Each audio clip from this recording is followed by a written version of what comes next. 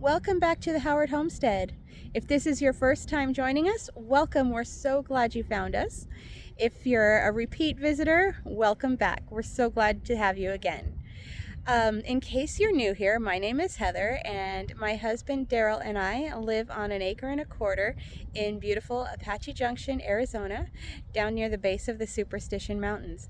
This channel is just to share our lives with you and just kind of make some memories for ourselves as well.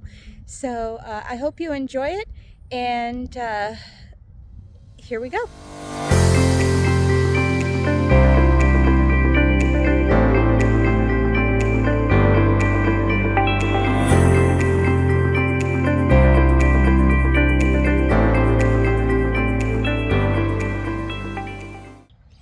Well, it's surgery day.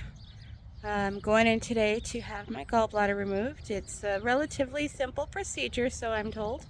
But, you know, there's always that risk when you go under anesthesia. I am not worried, though. I have faith that God is going to work through the doctors to result in a successful surgery. And I've got a huge support group that will help me in my recovery. So I'll see you guys on the flip side. I'd like to thank everyone for their thoughts and prayers for my surgery.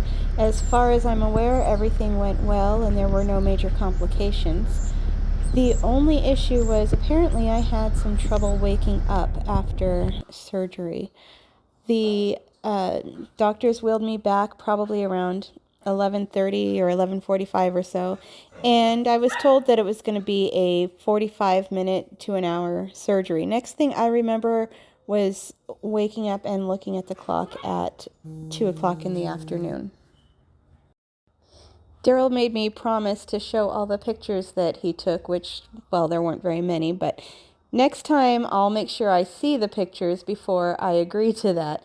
And you can be confident that I will return the favor next time he has to have something done.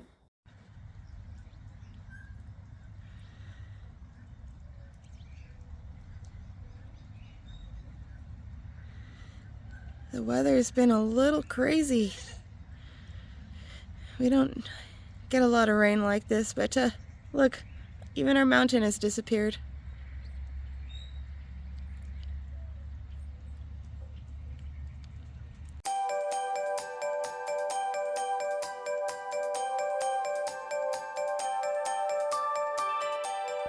A few days later, the sun came back out, and that inspired us to start doing a little bit of gardening. We had to run over to Tractor Supply for our regular weekly run for goat food, and we always find something extra there. It's just our favorite store. So we ended up buying this Sam Houston peach tree, more like a peach stick, after we got it out of the packaging. It's one of those that is supposedly dormant, and then you plant it and it comes to life and whatever. So we'll see what happens, and hopefully we'll start seeing some progress, and we'll have peaches at some point. If you're not familiar with where Apache Junction is, it is about 30 miles east of Phoenix, right in the middle of the hot desert part of the state of Arizona. And of course, yeah, it gets really, really hot here in the summertime. So finding plants that will do well in this climate can be a bit of a challenge. According to the tag, this peach tree is supposed to be hardy enough to handle our climate, so we'll do our best with it and we'll see.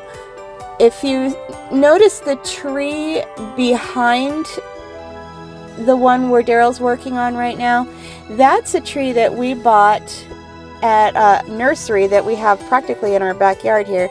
It's a grafted citrus tree. It has lemons, oranges, and grapefruits on it. We've had that going for about a year.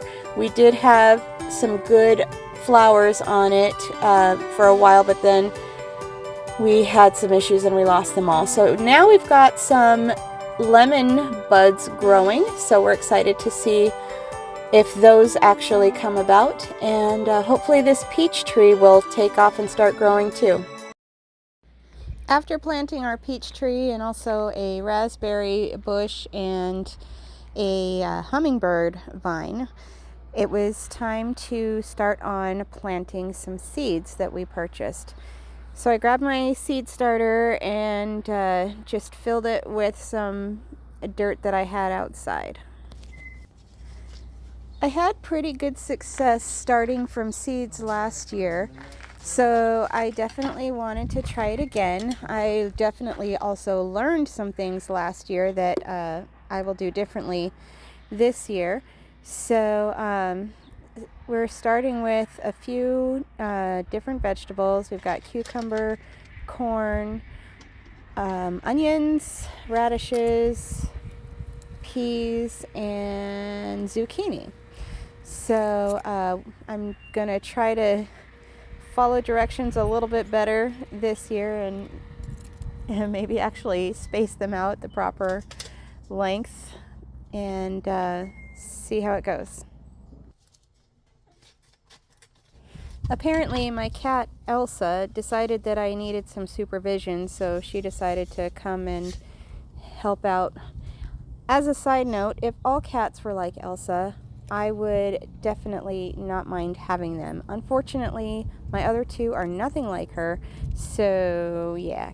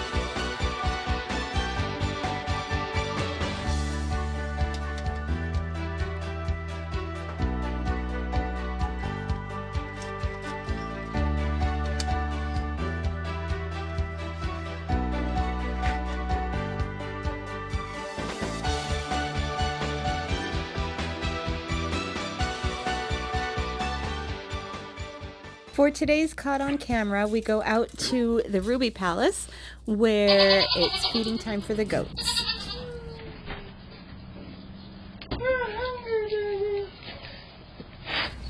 It always cracks me up how Daryl turns into a soprano when it comes to dealing with the animals.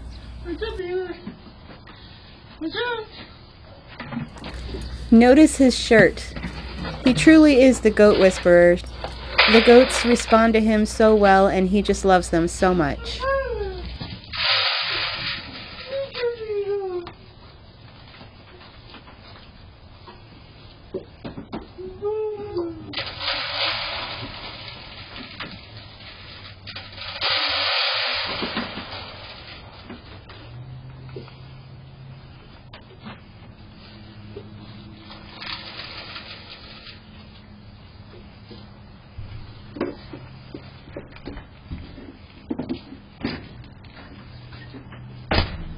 You've heard the saying that when the cat's away, the mice will play. Well, now that Daryl's gone, Ruby sees her opportunity to show who's boss. She is definitely the herd queen, and she makes sure everybody knows about it.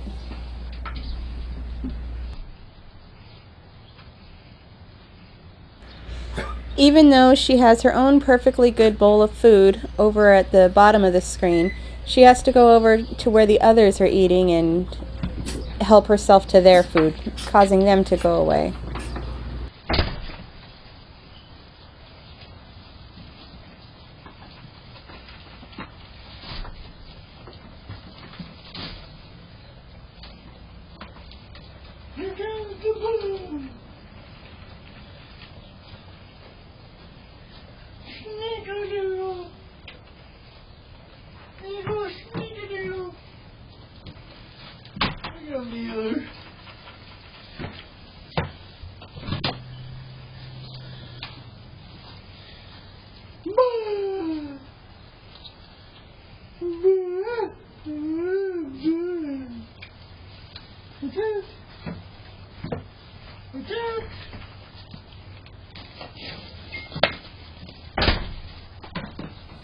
Apparently, Ruby thinks that the others have forgotten who's boss and it's time to remind them.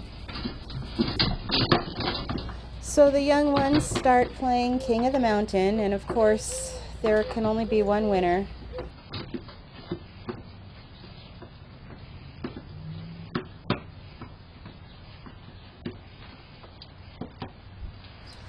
But Amos won't take no for an answer, and he insists on joining Snickerdoodle at the top.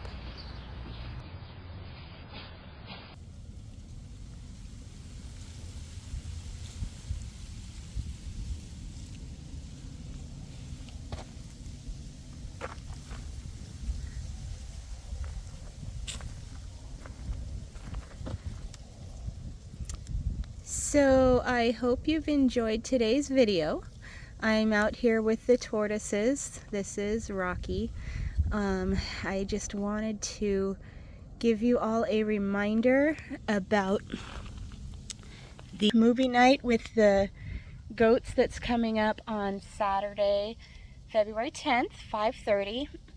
Please make sure you send an email to howardhomesteadaj@gmail.com and register so that we know how many people to expect. And also, if you don't have the address at that point, I can respond to you and give it to you.